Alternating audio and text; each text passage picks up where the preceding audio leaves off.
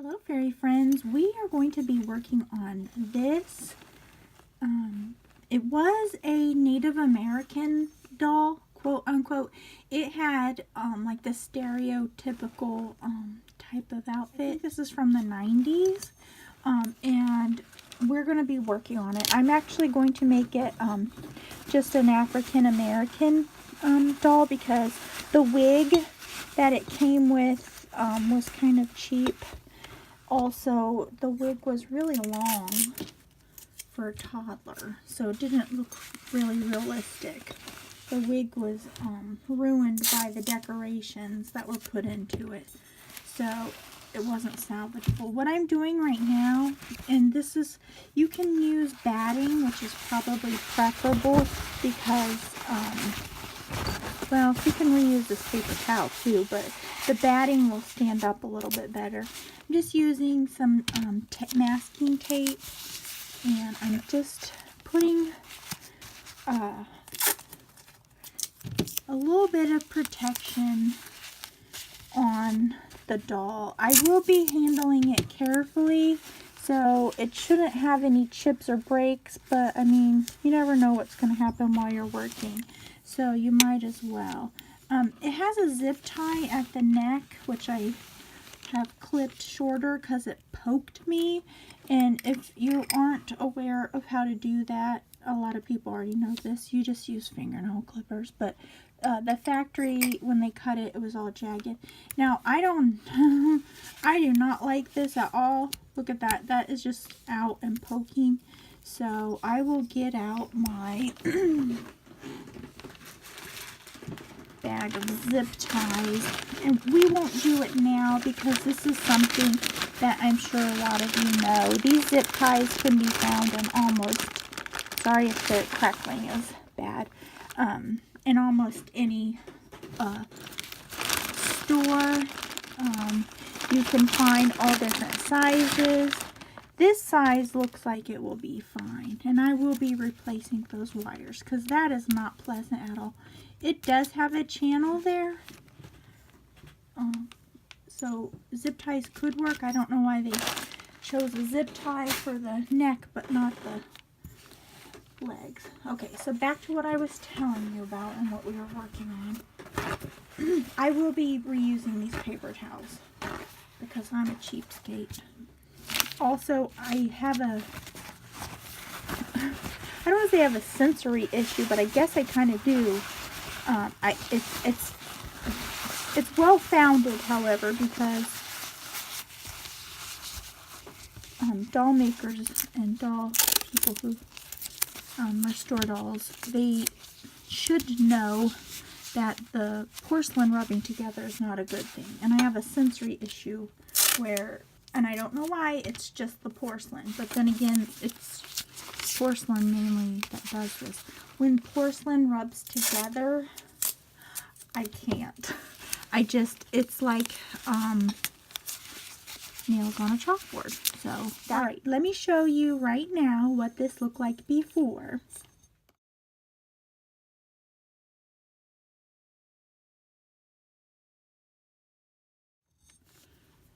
And now I will show you how it looked after I took off the wig. And I have cleaned that up now, but this is what it did look like. Now let me just show you what this looked like.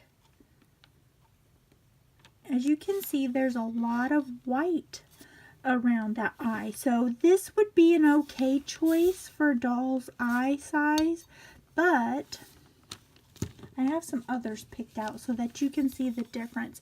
When you get to looking, these are kind of cheap looking. So I've picked out some of the eyes, and some of these are ones that I've ordered, and some of them are actually, like this pair, they have glue on them, which hopefully won't show. I'm just now noticing that. That I got from another doll. So I'm going to go ahead and show you some of these choices. Now these ones are most like the old ones, and I keep throwing that away, and I need to use it for reference. So these ones, and again, I'm so sorry for my nails, they're so yucky.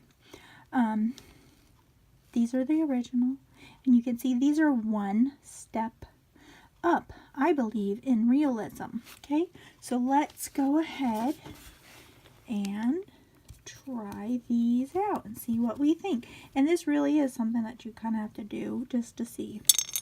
Well, I wasn't going to be able to do it as easy as that first time. Sometimes, oh, this is gross, it helps if you lick your finger a little bit. The plastic sticks in there. Okay, now what I like about these is I'm gonna get it, you guys. Okay, what I like about these is it's a little bit bigger, so there's less white around, and when you have more white around the eye, it can tend to make your doll look scared, and you don't want a frightened doll. Same as if the pupil is smaller. A larger pupil, in general, what I've found is when the pupil's larger, the more calm the look. So if the pupil's really tiny, it looks like it's afraid, because that's what our eyes do. The pupils dilate when we're afraid, and it's been shown that our eyes get larger when we're calm and when we're looking at someone we love or a pet that we love. So anyway, I do like this. Okay, now let us try these ones that have the glue in it, and these ones have the copper, like a copper sparkle in them. Okay, now we're going down a size in the eye, so it's going to have a different type of a look to it. Well, poo. Here we go. Alright, now we got that more of the white in it, and to me, I mean, does look very pretty. The copper, the shimmery copper does look pretty, but it doesn't look real to me. So, plus the glue residue is on those. Now here's a choice that you might not think of. A little greenish, hazelish color eye. It's definitely different.